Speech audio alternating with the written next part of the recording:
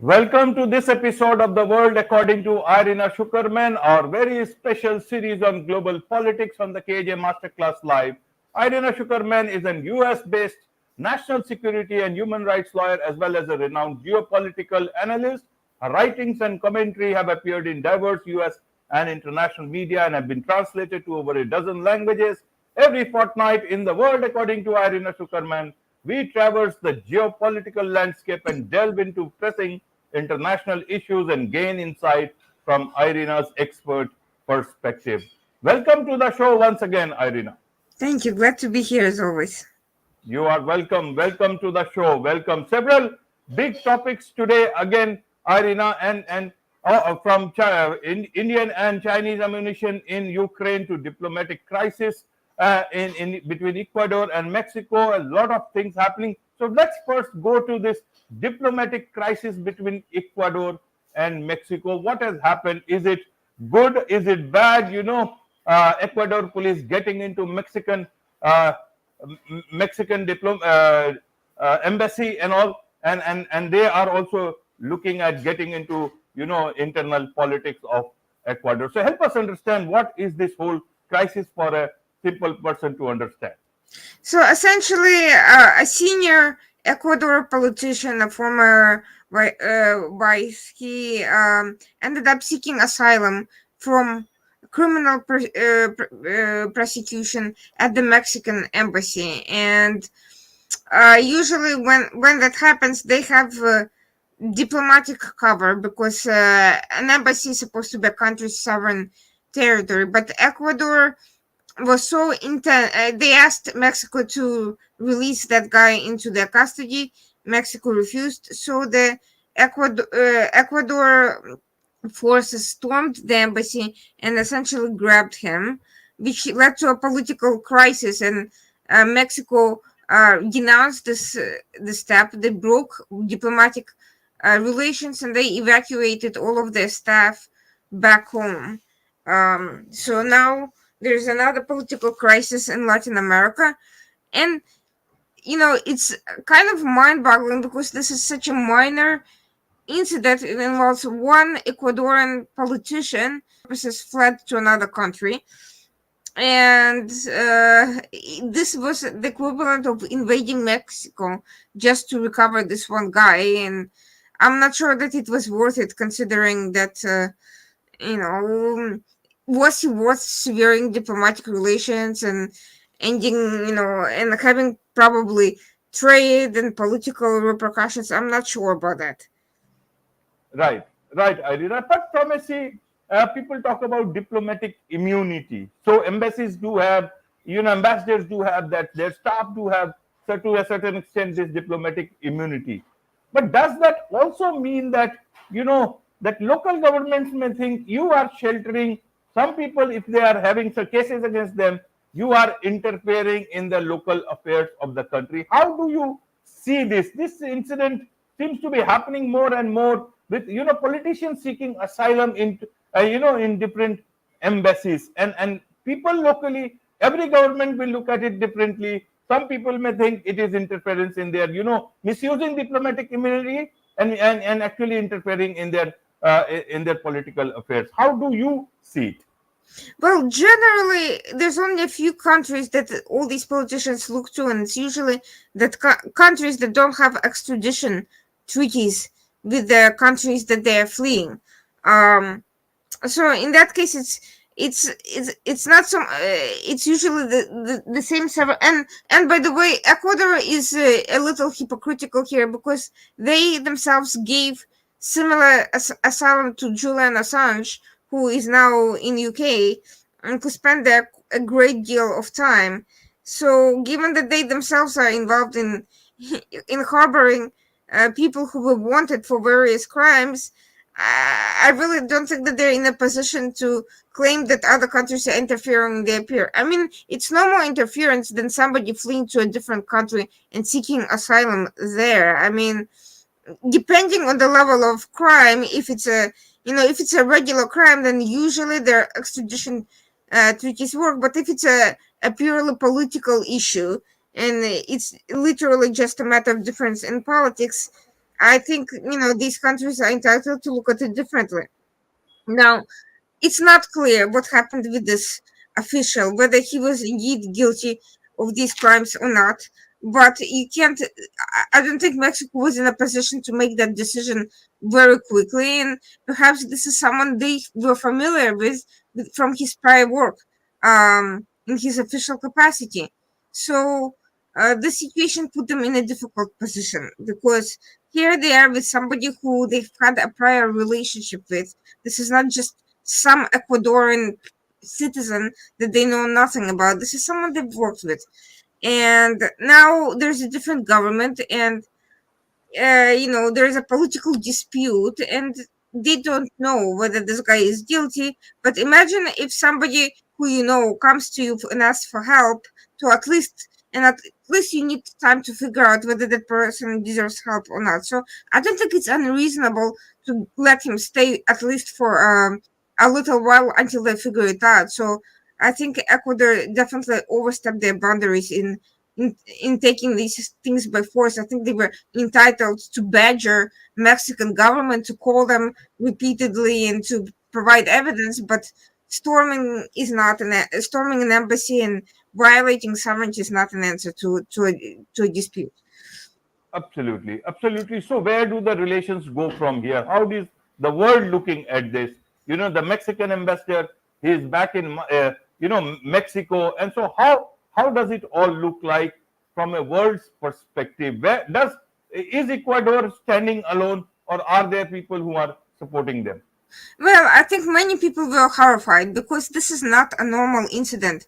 Usually, something like that could be considered an act of war. Definitely highly disrespectful. So I don't think people are going to be openly backing Ecuador about the course of action, whether or not they agree that that guy should have gotten any sort of asylum. They don't think that the response was appropriate at all. I think Ecuador and Mexico will, I think they will. This dispute is not a top priority for anybody right now because, as we are speaking, Venezuela is further advancing its interest in the nearby Guyana, and that is a conflict that is much more likely to end to lead to some sort of violence. Mexico and Ecuador, for now, it's simply a political dispute. We don't foresee a war with them over that incident. It is, however, going to be a harsh and probably unpleasant dispute for a while. Don't see that ending quickly unless Ecuador makes complete amends and apologies and follows the and commits to following the protocol. But I just don't think it's going to happen in the next few days. It might take some time. Right, right. Arira, thank you for that, helping us understand that situation between Ecuador and Mexico. Now let's understand, let's come back to the war in Ukraine, but India and China here getting involved.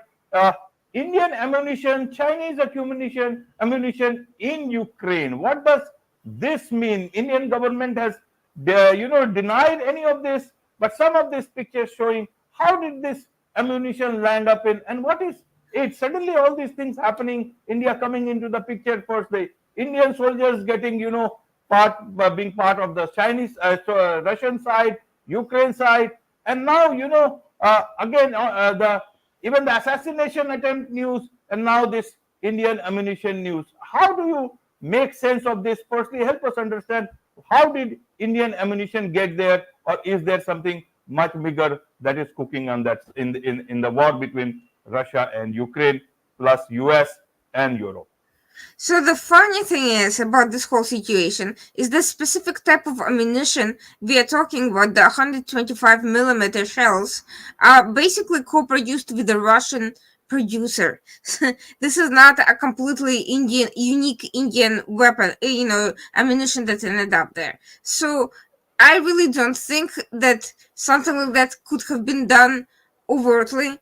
I doubt that Russia would have given its permission, nor would India want to violate its relations with Russia over this. This is not the type of thing they would have given openly, because this is something that's co-produced with another country.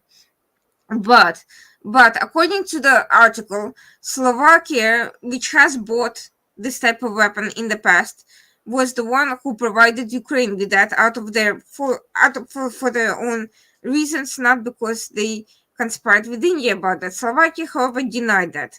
They claimed that this did not happen and that the Ukrainian soldiers procured it somewhere else, possibly on black market, being resold by people who just needed money from somewhere, and happened to have, shells that they bought earlier for their own reasons and never got to use because they had no need for them. So it may have been entirely incidental, but what is much less likely incidental is the Chinese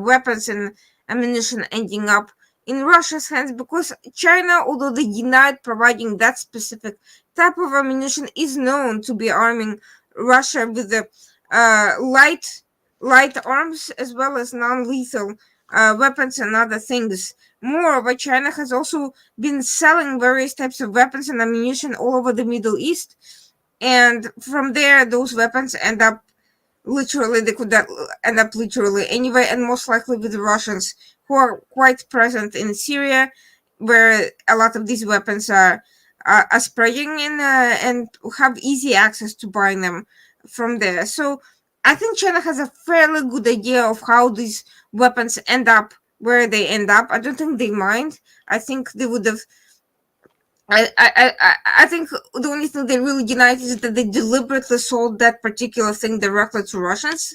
But I think they're quite aware that Russians have an easy way of getting them. Now, what does that all mean at the end of the day? It all means that, despite the fact that India may not have had any intent on arming Ukraine directly, what happens is they are facing off the fact that China's influence in this conflict is growing.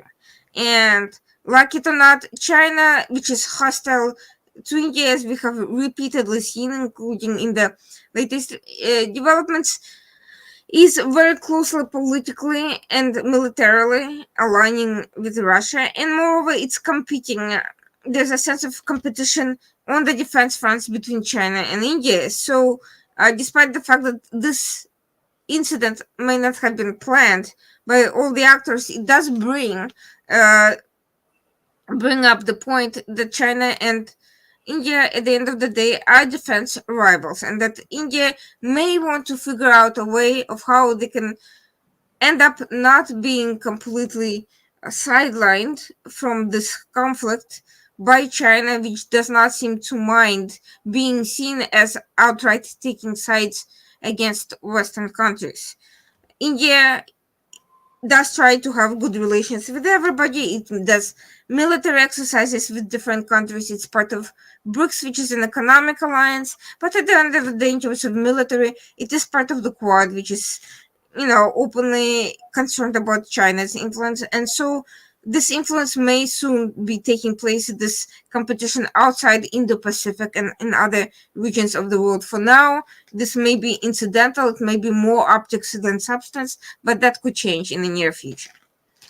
Right, right. As I said, India is coming a lot more into news, and news are emanating from that part of the world. Here, German newspaper, and now even the assassination attempts in Pakistan, so-called assassination attempts in Pakistan of some of the terrorists. The report, Pakistan had come out with this in January. Again, some newspaper is coming out that, okay, we have talked to some intelligence officers, both on the Indian side, on the Pakistani side, without naming anyone, without anything. So what does it mean? What does it, all these, news mean for India? How should India understand it? And also, India is busy saving a lot of ships, rescuing ships, Iranian ship very recently from, from Somalian pirates. So how should Indians understand all these news emanating? And at the meantime, India is doing a lot of good in that part of the world. So this is interesting because the accounts accusing India of this are all anonymous. This alleged intelligence officers, nobody knows who they are or if they even exist. Anyone can say the intelligence officer told me this, and you'll never know. And even Indian intelligence officers. Yeah, I mean, It's really amazing that you can just basically make that claim without having to substantiate who those people were and at least what rank they were in, why they were sharing that information with the Guardian of all places, not particularly an India friendly publication. But this is not the first time these allegations were made about these Khalistani terrorists. And the funny thing is, we were just talking about asylum. Now, the difference in this, first of all, there's absolutely no clear evidence that this actually happened, nor has the international community made those claims. This is claims made entirely by the Guardian. I don't see anyone else. There was real outrage over the incidents in Canada and the United States, but when it comes to this particular story, it seems to be riding on the coattails of the previous accusations. But it's funny because there is a difference between, on the one hand, giving asylum to some political opposition, and on the other hand, completely politically enabling these people to continue their activity that got them in the hot water to begin with. That is, the first thing is just what countries choose to do with their own immigration system. The other is actually political interference in the country's affairs. And if Pakistan is indeed helping these Khalistanis, um, you know, uh, engage in acts of violence and separatism and violate Indian laws, then they themselves are participating in violating India's sovereignty by assisting in that manner.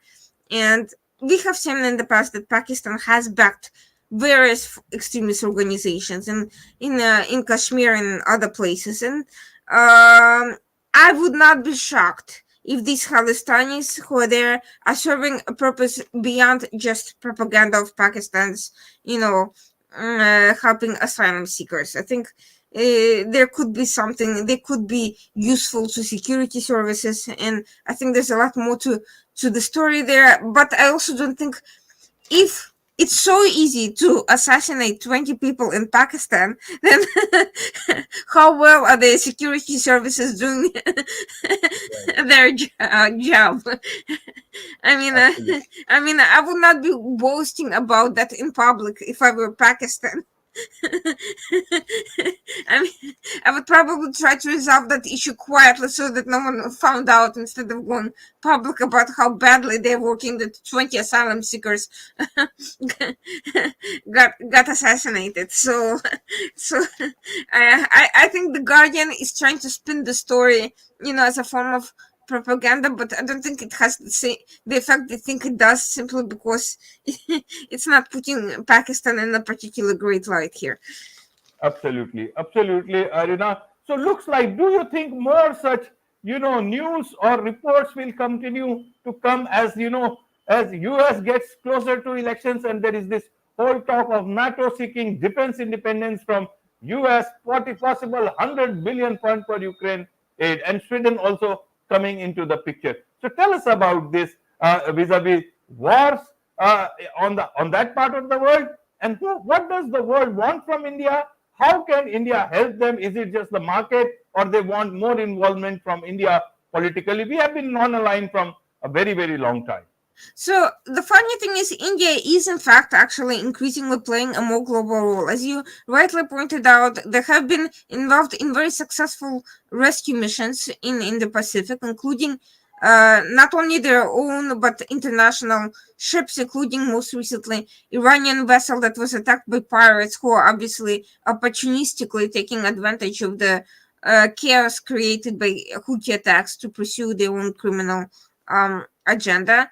And that's catching attention for India in a very good way, without necessarily creating additional conflicts, just putting them on the map as, as having both the goodwill and also the capabilities of performing a vital task, while also being independent in that regard. India has not joined up with either the U.S. defense coalition or with the European Union. It's playing its own independent role, but it is still a vital function, and it's still being contributing to freedom of navigation in the area, and it's also showcasing India's growing willingness to engage internationally and beyond its, you know, own self-defense in this station. I think it's actually moving much faster than anyone could have predicted, and you know, I I think it's just fine. With regards to whether the international community wants India to um, become more assertive, more uh, to and less neutral, and not just merely contain itself to defensive operations, neutral, you know, of providing assistance to ships in need, but also to become kind of to engage in more offensive operations. I think that might come in the future. It may not come today or tomorrow, but it may become necessary out of India's own self-preservation and interest, because I think that China, for its own part, is becoming much more aggressive, much faster than anyone could have predicted, probably because of all the simultaneous chaos and weak US foreign policy and general kind of disunity among various Western allies. So I think India may be forced to take a much more assertive maritime and other positions in the near future. I don't think it's going to happen quite as quickly with the Ukraine conflict. That said, I think in the end of the day, it's also in India's interest to contribute to global stability and security. And I do think that from a humanitarian perspective, it may, in the near future, as it develops economically, may be in a position to contribute to reconstruction, to humanitarian assistance, to various humanitarian operations, and even mediations and conflict resolution on par with some of the other actors who've attempted to play that role, and with much more credibility. So I do think India may have a bigger role to play. I think it will be gradual. I think it will be on its own terms, and I think we may yet be surprised. I don't think it's does anyone any good to try to rush it. I just don't think it's going to happen. First of all,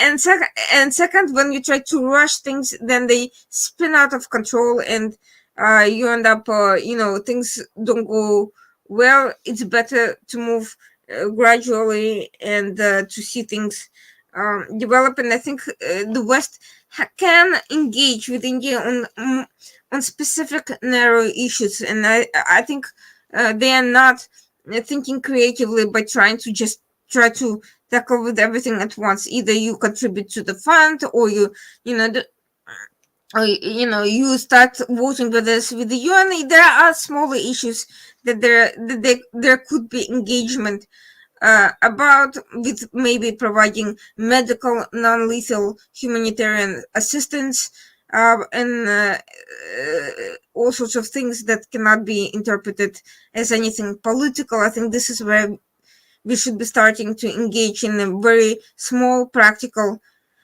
measures that are not likely to cause any more conflicts, divisions, or put anyone in an awkward position. I think people need to start thinking a bit more pragmatically. With respect to the big $100 billion fund, it is not a bad idea. The problem is NATO is not one entity. NATO is a collection of countries with very different financial means and different interests, and they are all struggling internally within their own domestic sphere. We have seen the outcome of that in Slovakia, where a pro-Russian party came to power. We're seeing even in Czechia, which has been extremely helpful to Ukraine, a lot of these issues. And until these countries are able to manage and tackle their own domestic affairs and gain control of the narrative to the point that they have that these political processes cannot be disrupted by alternative theories, it will be very difficult for them to come together for anything substantial and controversial. And this is the problem that they're currently seeking. For Russia, it's easy. Russia is one country. It does not need to coordinate with a whole bunch of different members. It just does what it feels like doing, and whoever is with it, like China, whatever, it will cooperate on whatever terms it manages to obtain. But it doesn't need to come together and figure out this whole strategy. So on the one hand, that makes it kind of foolhardy and risky, because you don't have counsel of other countries, but on the other hand, it can move much faster. So NATO is very slow moving and the more members it obtains, the more difficult it's actually to make decisions on any one issue. Right, right. And talking of Russia, the Japanese senior executive founded in Russia. What should we read into it? Was it any kind of foul play because he was very close to to the establishment, and at the same time Russia is holding talks with Taliban? What is this happening? Means Taliban is it trying to gain more international legitimacy? What does it want to do with it? I'm sure there must be a much more deeper reason between Russia and Taliban coming closer. And Wagner returns to action in Africa. But did it ever leave that place in the first place? So let's start with the executive. So if it were an isolated incident, I would say, this is a 55-year-old man. At that age, there are sometimes critical cardio issues. It's a well-known fact that there is a high rising risk factor. The Japanese known to have a very hard work ethic. The climate in Russia is not the best this time of the year. He may have been under a lot of stress. It happens. The problem is, this is not an isolated incident. Within the span of just a few months, there's been a slew of assorted medical issues that took down many people, including people younger than him, including the son of a very senior Russian official, who was 35 when he had this incident, a burst artery or whatever it is that they claimed it was. And so after a few of these incidents, you start to wonder, how is it that anyone of any importance in Russia is receiving such poor medical care that they just drop dead, on practically a daily basis, It's interesting enough. So the way Russia looks at business people is not necessarily the way Japan or the United States or any other country looks at business people. When US sends a business person, when they go from somewhere, they're there to make money. They're there for their own benefit, to build up their industry. Yes, they would love to, they generally hope that their country will benefit from that. But ultimately, private industry people are there for themselves. But that's not how Russia views it. They view any major business as a representative of their country, regardless of their motive and their line of business. From the Japanese perspective, Japan and Russia, let's just say it plainly, they've had long-standing disputes even preceding the war in Ukraine. And now that Russia has aligned with China, Japan has basically shifted its political position. But its business executives are still private citizens. They still have private interests that are not always aligned with the country's official foreign policy. However, that is not how necessarily Russia sees it. And if it sees that there is a major political realignment taking place, and they have an executive who is right there, and that executive is seen as symbolizing the political interest of the country, and he is asked to carry a particular message or act as a political man, and he refuses because he's just a businessman who wants to make money and doesn't really care about politics, the Russians may take it the wrong way. They may still continue try to present this person's presence as a political message to the country, even if he has nothing to do with the government whatsoever, even if the government doesn't even necessarily approve of what he's doing there. So obviously we will not necessarily know the full truth of the circumstances in the near future, but it does look very much like, even though this person had close ties to the Kremlin, even though he was not necessarily anti-Russia, the Russians didn't care about his personal individual views and commitments. They were looking at sending a message to the government by presenting the fact that anybody from that country who is doing business in Russia is at high risk so long as Japan continues taking the positions that it does. Right, right. So how will Japan look at it? How is it looking at it? How will Japanese look at businessmen look at dealing with Russia? And so I don't know much about the relations between Japan and Russia. So how do you see that panning out? Well, Japan and Russia have had a dispute for nearly a century at this point over islands that Russia has occupied and never Right, returned. And at various points in time, they have tried to negotiate the future of those territories, but it has never come to anything. So, as you recall, earlier in the 20th century, Russia and Japan fought for the war, and there's been you know some bad, you know some really bad aftertaste in their relations since that time and throughout the Second World War, and then afterwards. I mean, in recent decades, Japan was doing business with Russia just like everybody else. But as soon as things started really going sour, they started seeing that Russia is turning not into an enemy of China, as many have tried to make it happen, but rather as a very close ally. And simultaneously, it was also causing independent problem for Japan with its own position. Strategically, by occupying those islands, Russia essentially made itself into a threat. When you occupy another country's territory, you can use it against that country. You can use it in theory, for everything ranging from espionage to potential attacks. So this is the background. So even though there was a lot of business going on, politically, there was never, the relationship was never very good, and it has gone from bad to worse. And I don't think this incident helped at all. First of all, there's absolutely no way to establish that this person died of natural causes. It may certainly appear that way. Who knows? I don't think we will hear about it. I do think that it looks suspicious. It doesn't look particularly good in light of the other previous incidents. Yes, it could happen to anybody, but for whatever reason, we never hear about other Japanese executives of the same age, just dying very quickly anywhere else in the world.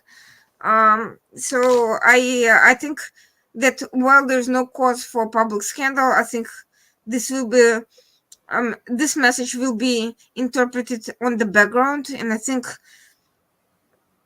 there may be an increased tension on the intelligence front between the two countries. I wouldn't be right, surprised at some point we will see some Russian diplomats getting expelled, or at the very least face greater scrutiny in Japan.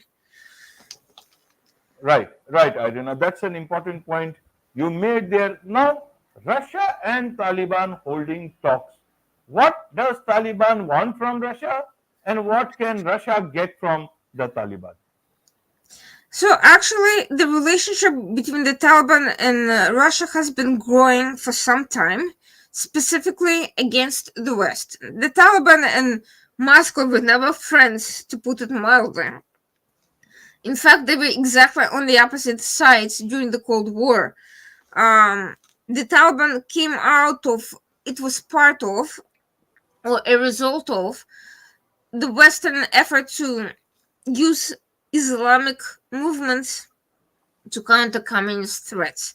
Not all of these Islamic movements were Islamist in nature, but the Taliban certainly is and was.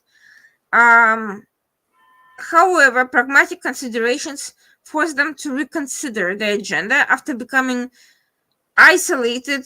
They were looking for assistance to get back to power by any means. Russia at this point was far more concerned about the United States obtaining influence and giving the US a blockade than about any sort of religious considerations. Uh, and so they were essentially supporting the Taliban with weapons, with political backing, and provided assistance in getting back to power. And once there, the Taliban is looking for any way to make money just to keep things going and to retain power. And Russia was one of the first countries willing to do business with them and then to grant them political recognition. And now Russia is looking to get them off the sanctions, international sanctions list. First of all, to make business easier for themselves. Second, to expand their circle of allies and get Taliban's help in getting themselves off sanctions list and getting support at the UN and in various international institutions. And also, again, to strengthen their foothold against the United States, because with the growth of terrorism in Afghanistan, there's also a greater chance that the US, NATO will eventually come back. And for Russia wants a foothold in that area. It's strategically important. It has lots of natural resources. Russia has an interest in building pipelines through Pakistan to Central Asia.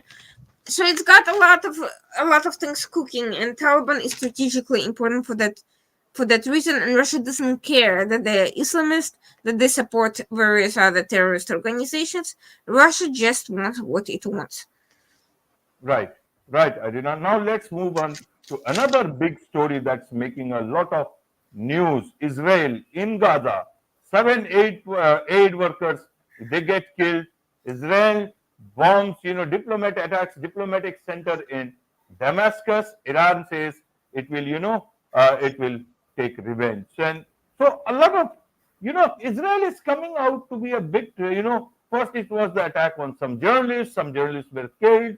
Earlier, it was the attack on hospital. Israel again came into that picture, though there were different views on that. But this particular attack on the aid workers, this looks like to be, giving an impression as if Israel is a bit more and not so much on control about these things. This has not happened much before. Help us understand what should we understand, especially of the death of the aid workers, and then also about how do you see Iran looking at the attack at its diplomatic center in Damascus. So, with respect to the hospitals, there's no question that the hospitals had terrorist presence and that Israel acted in such a way that it did not harm the patients and other civilian personnel, only the terrorists themselves, many of whom, by the way, were arrested rather than killed. So, there's plenty of witnesses who can testify to that. The journalists were also turned out to be Hamas operatives, so they had a journalistic cover that doesn't make them journalists. With respect to this incident, this was an error. There was an incident with identification because they believed that a Hamas operative who was armed and dangerous may have infiltrated that particular convoy, which was operating, strangely enough, in the middle of the night in a conflict zone. Very dangerous endeavor under the best of circumstances during the night, very difficult. For whatever reason, such incidents don't occur in, for instance, Ukraine, where humanitarian aid convoys avoid areas during, late at night when it's easy to get shot. So that was the reason that there was a rash decision made to attack the convoy. And to give Israel credit, unlike Hamas, which never takes any responsibility for civilians killed as a result of its actions, Israel immediately took responsibility. It acted very swiftly and transparently in investigating the matter and providing the international community with answers, and it fired the people responsible. Now, the United States, by comparison, has had similar incidents in Iraq and other places where families were killed by mistake. I don't know, maybe they were paid compensation later or whatever the case may be, but certainly there was no international outrage about US allegedly intentionally trying to murder civilians. There was no, nobody broke trade relations or defense treaties with the United States over that incident, and certainly no one claimed that US is an irresponsible actor just because of one erroneous decision in extremely in the heat of the moment in a conflict zone. So I think much of the international outrage is manufactured. Many of the people are already looking for pretext for other reasons, not because of this particular incident. And this incident served as a convenient cover. I do not believe that anyone actually thinks that Israel was trying to ruin relations with the United States, with the UK, with Poland, and so forth by deliberately trying to kill their aid workers. It's not in Israel's interest to do so, clearly. It wasn't trying to antagonize anybody. It wasn't trying to murder civilians on purpose. In fact, Israel frequently puts its own personnel at risk, trying to minimize civilian harm. Unfortunately, errors happen. It's a war. It's just going to happen. The best you can do is take responsibility and try to avoid it as best as you can from happening again, which is what Israel is trying to do. Turning it into a huge scandal benefits Hamas. It does not benefit these aid workers. It's not going to bring them back, and it's certainly not going to help finish the war at all. As far as the other incident goes, interestingly enough, this was not the first time Israel killed RGC commanders, even senior ones, but it was the first time when they were inside a diplomatic corpus, when they were targeted, and it was the highest number of these officials of that rank in one place, in one incident. It probably was the most serious liquidation of that sort since the killing of Qasem Soleimani. However, I think everyone who was counting on Iran's immediate retaliation was coming to rush decisions. I do not believe Iran. There was a story put out by US and by various other parties that allegedly Iran was planning to attack Israel's territory directly with a swarm of drones. Now, I think it's wise to be prepared for any eventuality. If I were Israel, I would not take anything for granted, and I would certainly try to deter Iran as much as possible, including by sending out potential warnings of the public nature, just in case Iran is planning something. But from Iran's previous modus operandi, they are never inclined to put themselves directly in danger. There's absolutely no reason for them to go do foolhardy things that will likely get their senior officials killed when they can cause a lot of damage later when everyone's guard is down, and by engaging in tried and true tactics which have worked elsewhere quite well. So don't expect them to be direct. I don't expect it to be immediate. I certainly don't expect it to target things that are very hard to reach. I expect them to try to do things through third parties, which may, by the way, be still Iranian citizens, but they'll be Iranian second-class citizens, like Azerbaijanis or other ethnic minorities. Or they could be mercenaries, or they could be various ethnic groups that Iran hires to do dirty work for them.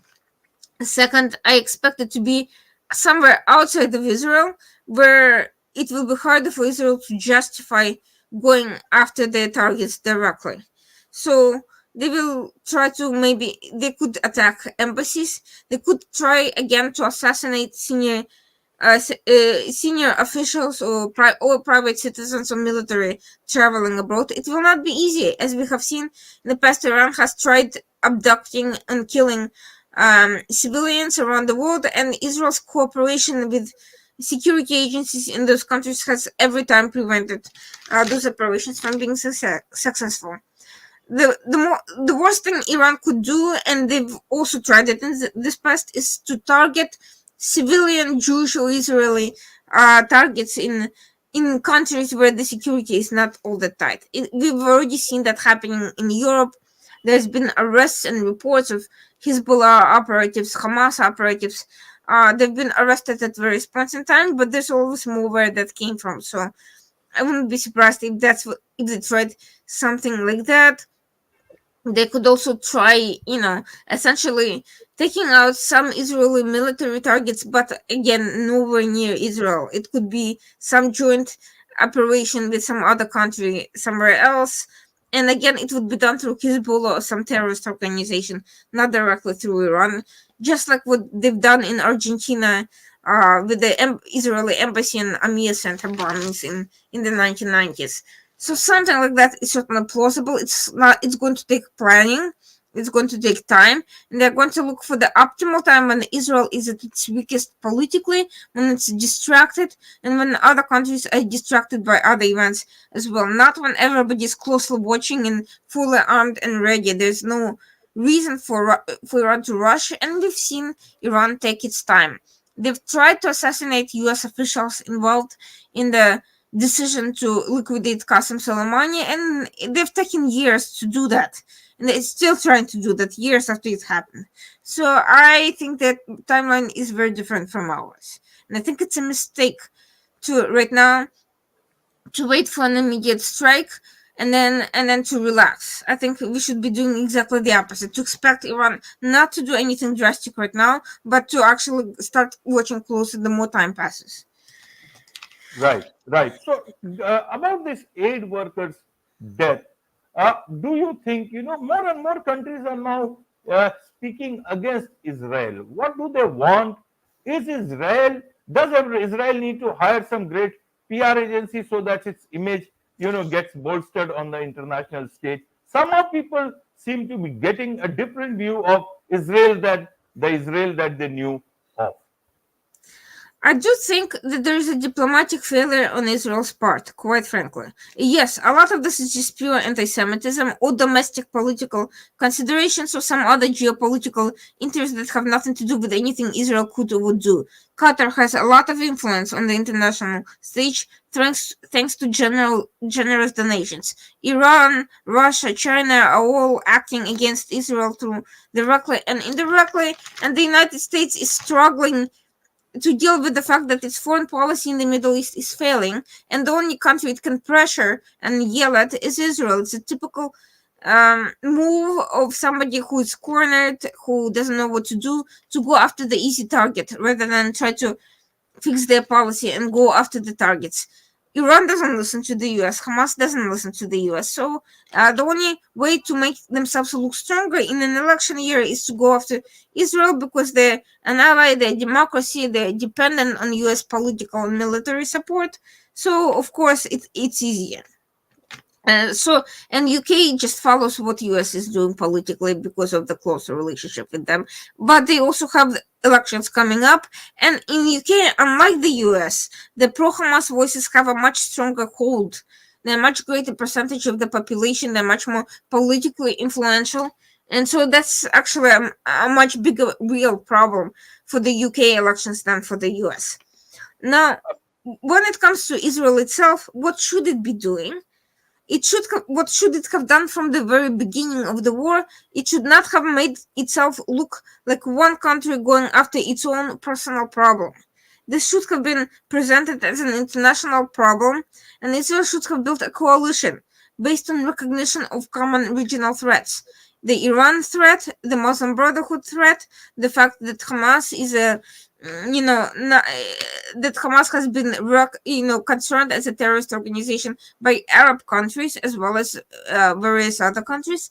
This is the platform it should have pushed for a unified solution. Then it would have made it much more difficult for these governments to criticize Israel later because they would have been part of the operations. Right, right. And as you said, U.S. policy on the Middle East seems to be failing. So now they are thinking of, because they're thinking of removing the terrorist designations from Houthis again. What does it mean? Just because there are reports that the Houthis are running out of weapons, so they might become some peacekeepers or something. Help us understand this new outlook from Washington, Washington D.C. If at all these reports are correct. So I think the reports of Houthis running out of out of weapons are premature because just the other day after this announcement they attacked another ship. so I think they've still got a little fire in them. But I think US is also desperate. It refuses to listen to the advice of strategists who advised that US should be going after more serious targets, not some radar systems or missiles that are replaceable and could be built internally without even having to export it from Iran. at this point. But they should be going after Houthi leadership and after Iranian leadership and essentially taking them out and taking out very serious objects in Iran, serious military targets that are of value, that are hard to replace, not just things that are, can be knocked down and built up in 2 days or so. US does not wish to do that. Part of the reason is that it's militarily less prepared than everyone expected it to be.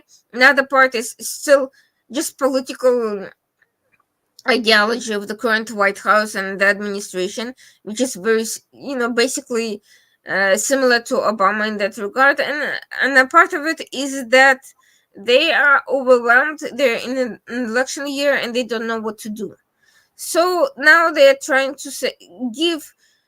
They think that Houthis can be induced with political incentives like normal players, so that if you give them first a stick and then a carrot, they'll change their minds.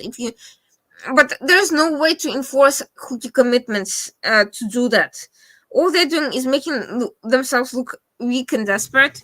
No, you should not be offering terrorists you know incentives to remove designation 5 minutes after you put it on, when they have not changed in years. Your hatred and they hated to your destruction, because part of Houthi's slogan is death to America, and this preceded this current attack, and I think they mean business, and they would do much more damage if they could, or if Iran let them. But the situation is very clearly being controlled very well, and for all the attacks, Houthis lost very few people as a result of U.S. missile attacks. There was maybe a couple of dozen at most that were killed as a result of this. This is not a lot.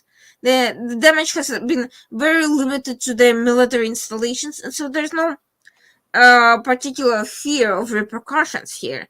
So they still feel very much in control, and this is not how you get someone to the table, by making them feel like they're an equal partner. You get them to the table by making them feel like they've lost everything and they'll lose even more if they don't go to the table now. And this is what the US is failing to understand here.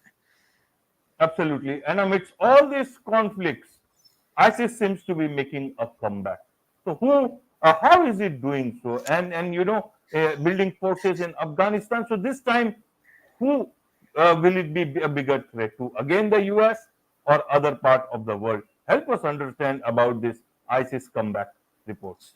So interestingly enough, because of the Moscow attack, everybody's been looking at this ISIS Khorasan, which is Afghanistan, Pakistan, Central Asia, Iran.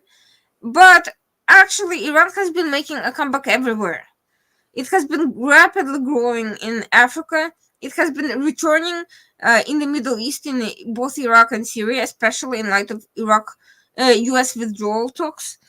And you see measurable spike in sympathy even in Europe and elsewhere. So it's not true that it's just ISIS-K that's been growing, but what has changed about ISIS-K is that from being a local organization focused on toppling Taliban and going after Shia groups and Sufis and whoever else in Afghanistan, they're now globalizing their presence, just like the original ISIL in Levant has done in the past. They are now going attacking other countries, and they are looking to recruit more so in Central Asia than previously, but also in the West. They're also targeting the West. There is a good likelihood that they may try to do something during the Olympic Games in Paris.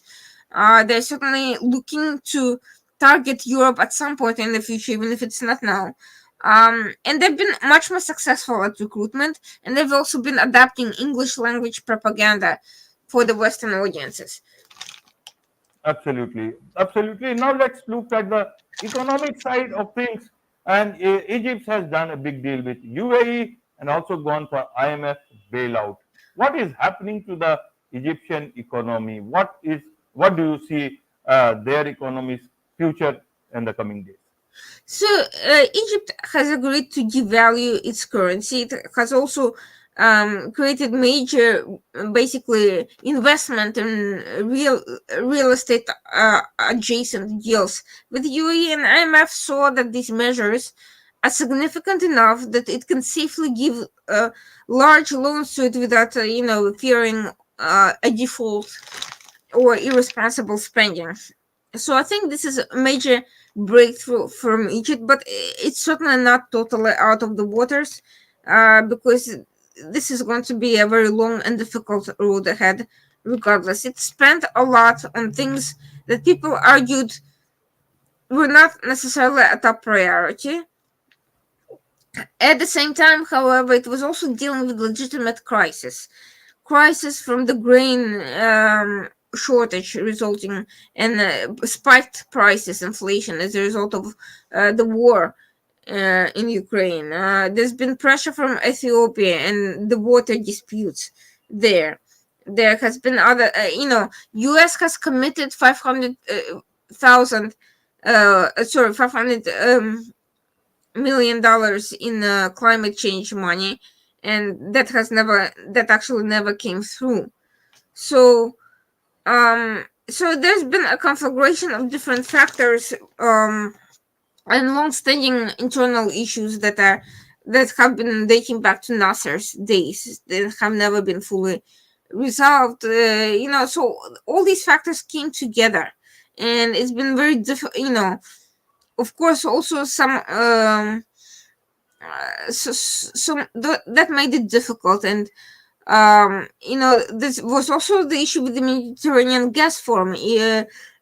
Israel's gas exports to Egypt have been on the rise previously. Now there's a war. There's a lot of uncertainty over the future of this gas, but actually, surprisingly, it has not been as bad in that particular regard as one could expect. On the contrary,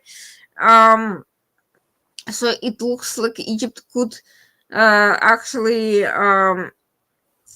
make some progress in the near future. What that would look like remains to be seen. There's been a lot of criticism over the internal decision making and priorities by various officials over managing the economy.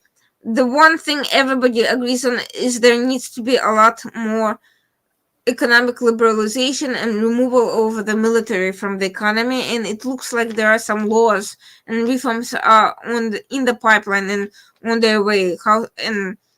However soon they come, that can't be soon enough, because it's a large population. There's a lot of opportunities. It can be hampered down by political corruption and control of sectors by various political factions. There needs to be an opportunity for regular people to enter business and to be able to move quickly to make money. Right, right. And the last topic for the day is about Facebook stealing data from Snapchat. That's the reports are saying. They say that it used illegal spying. So tell us about this, what this is all about. Here, Pegasus also comes in. I wonder why Israel did not use more of Pegasus for their own thing. It's their company. So here's the ridiculous part, and this is what I've been saying for some time now, and it's now starting to unravel. I always suspected that that Facebook's opposition to Pegasus was more about some business interest than about its concern for data privacy. After all, why would a private social media company care about a political tool that's used by governments? And to the extent it was concerned, its problem should have been with the US government or other governments that are using the tool, and not with the tool itself. So what turns out that Facebook has been engaged in antitrust violations. For several years now, they've been trying to control the market and get rid of its competitors like Snapchat. And to employ that, they hired another Israeli company, which consisted of very young kids who were basically manipulated into snooping and gathering data from Snapchat that allowed Facebook to make decisions and on the basis of illegal obtained information. So what did they do? They did exactly what they accused of governments that use Pegasus of doing. They illegally spied, not out of any major security threat, not because there was a good reason, just basically industrial espionage to put themselves in a better position. What happened to the date afterwards, nobody knows, but I suspect it could get a lot of worse. So, ironically, Facebook joined a major lawsuit against NSO Group, the producer of Pegasus, over alleged violations, but now it turns out that its only concern was to ensure that only Facebook and its third party partners can engage in any sort of snooping on social media companies so that they could control all of it. They don't care about national security, that the governments need those tools to prevent terrorism. Heck, Twitter even sold blue check accounts to various terrorist organizations. So, behind all of these, campaigns to ban commercial spyware lies entirely a self-interest in control, in being the only source of commercial spyware for the benefit of its own monopolistic practices. It's really as banal as that. Absolutely. There is a lot going on in the world and a lot needs to be made sense of. So every 2 weeks, we'll continue to come to you, Irina Tsukerman, to make sense of it all for all of us. With this, it's a wrap on this very special edition of The World According to Irina Tsukerman on the KAJ Masterclass Live. Thank you so much indeed for joining us. Thank you so much.